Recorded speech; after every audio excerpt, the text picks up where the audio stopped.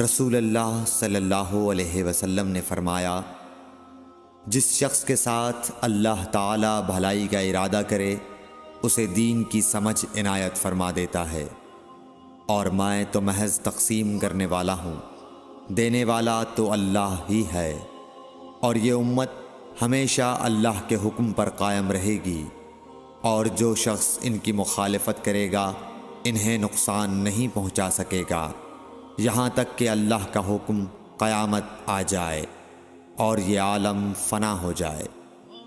صحیح بخاری حدیث نمبر 71۔ عبداللہ بن عمر رضی اللہ تعالی عنہ کہتے تھے کہ ہم رسول اللہ صلی اللہ علیہ وسلم کی خدمت میں حاضر تھے کہ آپ صلی اللہ علیہ وسلم کے پاس کھجور کا ایک گابھا لایا گیا۔ اسے دیکھ کر آپ نے فرمایا کہ درختوں میں ایک درخت ایسا ہے اس کی مثال مسلمان کی طرح ہے۔ ابن عمر کہتے ہیں کہ یہ سن کر میں نے ارادہ کیا کہ عرض کروں کہ وہ درخت کھجور کا ہے، مگر چونکہ میں سب میں چھوٹا تھا اس لیے خاموش رہا۔ پھر رسول اللہ صلی اللہ علیہ وسلم نے خود ہی فرمایا کہ وہ کھجور ہے۔ صحیح بخاری حدیث نمبر 72۔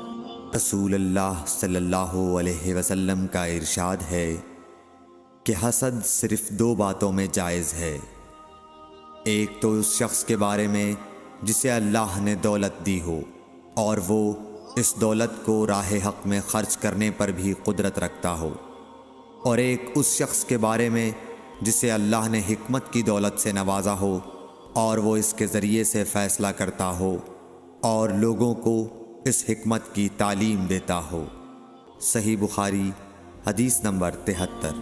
رسول اللہ صلی اللہ علیہ وآلہ وسلم نے فرمایا، ایک دن حضرت موسیٰ علیہ السلام بنی اسرائیل کی ایک جماعت میں بیٹھے ہوئے تھے کہ اتنے میں ایک شخص آیا اور اس نے آپ سے پوچھا، کیا آپ جانتے ہیں کہ دنیا میں کوئی آپ سے بڑھ کر عالم موجود ہے؟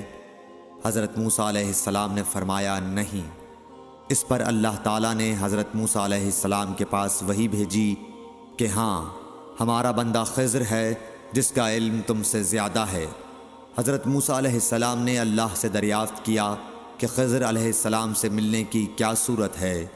اللہ تعالیٰ نے ایک مچھلی کو ان سے ملاقات کی علامت قرار دیا اور ان سے کہہ دیا کہ جب تم اس مچھلی کو گم کر دو تو واپس لوٹ جاؤ، تب خضر سے تمہاری ملاقات ہوگی۔ تب موسیٰ علیہ السلام چلے اور دریا میں مچھلی کی علامت تلاش کرتے رہے۔ اس وقت ان کے ساتھی نے کہا، جب ہم پتھر کے پاس تھے کیا آپ نے دیکھا تھا؟ میں اس وقت مچھلی کا کہنا بھول گیا اور شیطان ہی نے مجھے اس کا ذکر بھلا دیا۔ موسیٰ علیہ السلام نے کہا، اسی مقام کی ہمیں تلاش تھی۔ تب وہ اپنے نشانات قدم پر پچھلے پاؤں باتیں کرتے ہوئے لوٹے۔ وہاں انہوں نے خضر علیہ السلام کو پایا۔ پھر ان کا وہی قصہ ہے جو اللہ نے اپنی کتاب قرآن میں بیان کیا ہے۔ صحیح بخاری حدیث نمبر 74۔ حضرت ابن عباس رضی اللہ تعالی عنہ نے فرمایا کہ ایک مرتبہ رسول اللہ صلی اللہ علیہ وآلہ وسلم نے مجھے سینے سے لگا لیا اور دعا دیتے ہوئے فرمایا کہ اے اللہ، اسے علم کتاب قرآن عطا فرمائیو۔ صحیح بخاری حدیث نمبر 75۔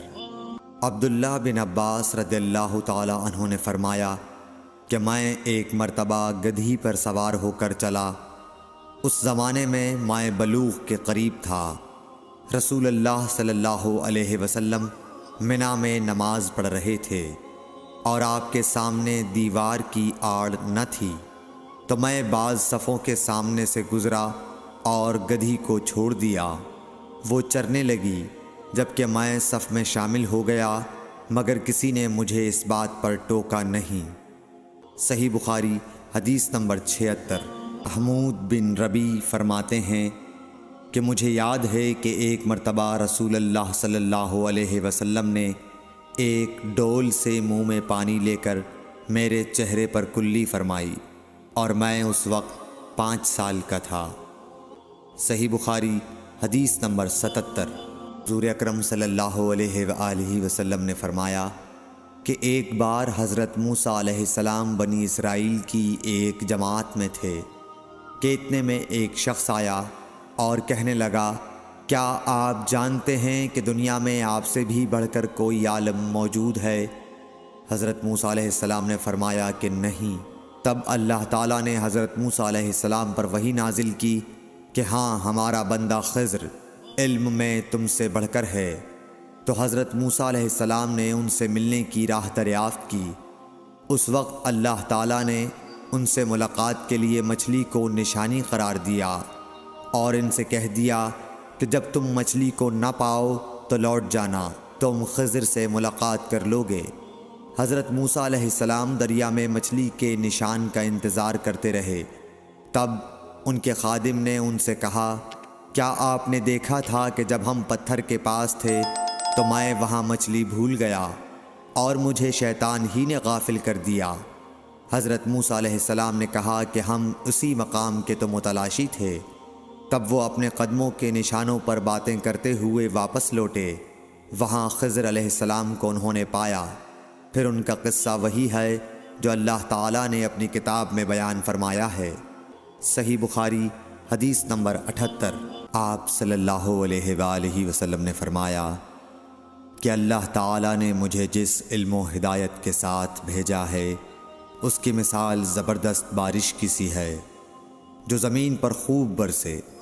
بعض زمین جو صاف ہوتی ہے وہ پانی کو پی لیتی ہے اور بہت بہت سبزہ اور گھاس اگاتی ہے، اور بعض زمین جو سخت ہوتی ہے وہ پانی کو روک لیتی ہے۔ اس سے اللہ تعالیٰ لوگوں کو فائدہ پہنچاتا ہے، وہ اس سے سیراب ہوتے ہیں اور سیراب کرتے ہیں۔ اور کچھ اور زمین کے بعض خطوں پر پانی پڑتا ہے جو بالکل چٹیل میدان ہوتے ہیں، نہ پانی روکتے ہیں اور نہ ہی سبزہ اگاتے ہیں۔ تو یہ اس شخص کی مثال ہے جو دین میں سمجھ پیدا کرے اور نفع دے۔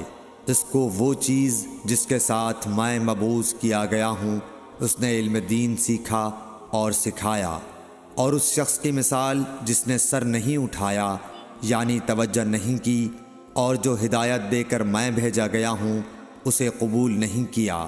صحیح بخاری حدیث نمبر 79۔